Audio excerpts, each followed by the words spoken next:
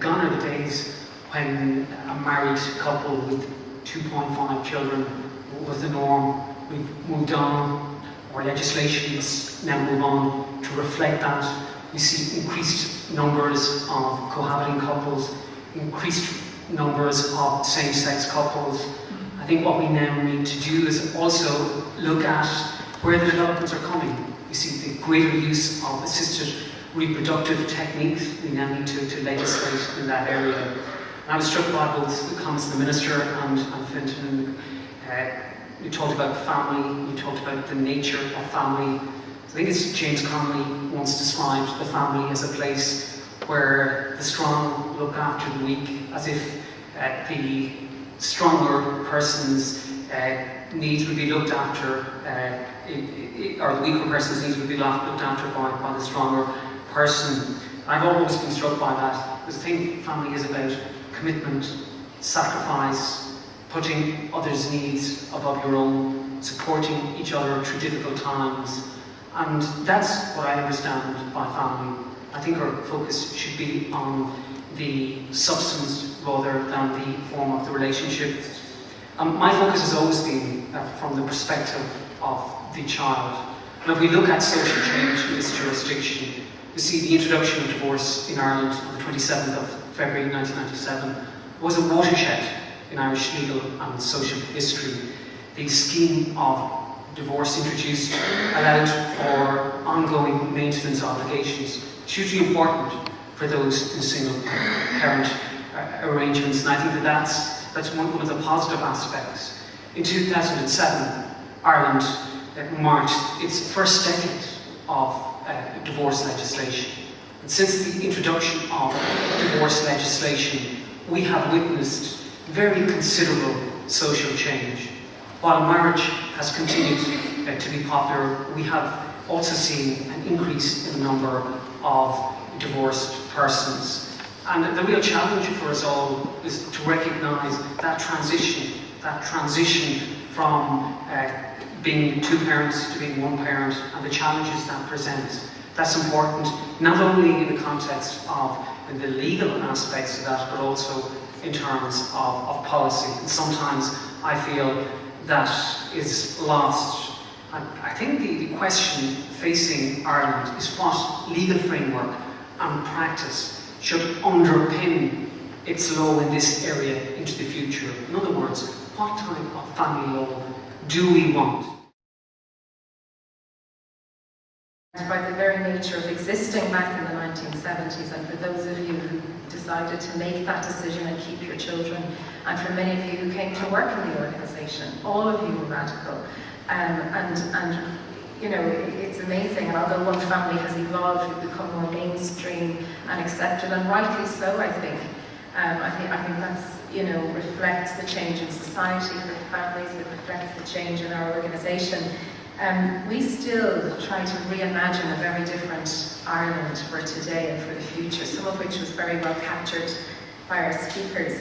And some of the parents who come to us now, we try and help them imagine their families and their lives in a radically different way. And it's amazing when some people simply can't do that because their lives have just been so constrained by the hard situation that they're in.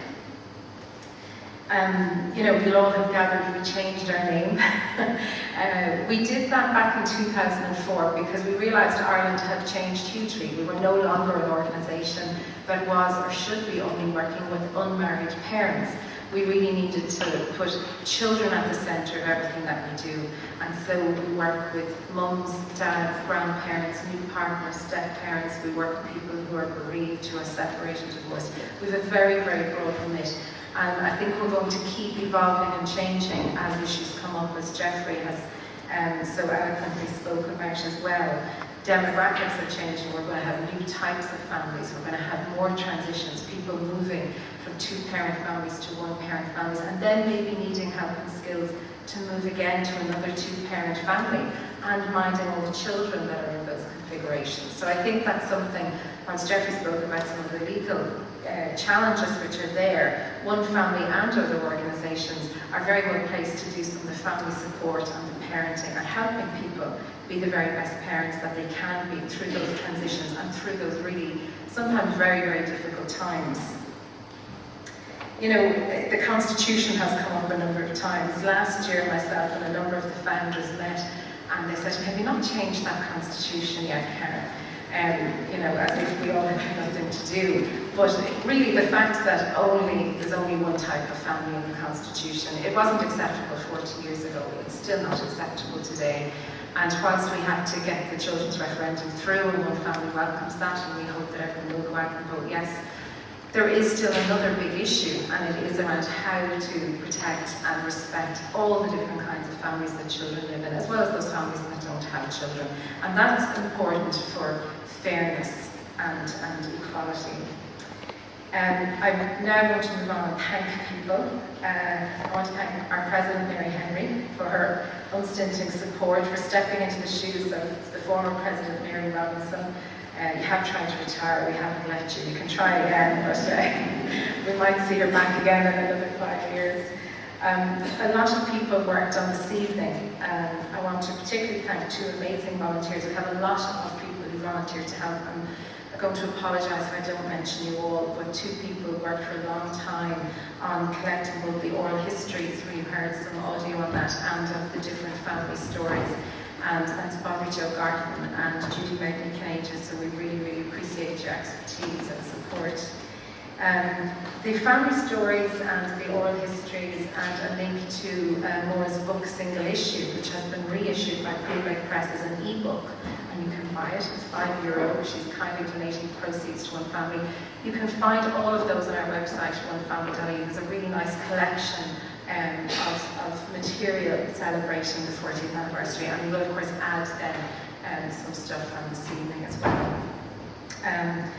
The other person I want to thank for producing this evening is our communications manager, Hilary Fennell, particularly because Hilary is going to be moving on to pastures new and we're going to lose her soon, so we want to thank her for several years of really outstanding work with us. I've been very privileged to work with a lot of different staff over my time with One Family, and I can tell you they are expert at what they do. As many of you will know, they're passionate, they're hardworking, they put the families that we work with before anything else, and it's a real privilege to work with them every day, and many of them are here this evening. And there's also quite a few people in the audience who used to work with us. And you too should feel really good about all the families you've helped and about what we're celebrating and what we've achieved this evening. There's been a lot of people who volunteered on the board. There's quite a few of you here as well over the years.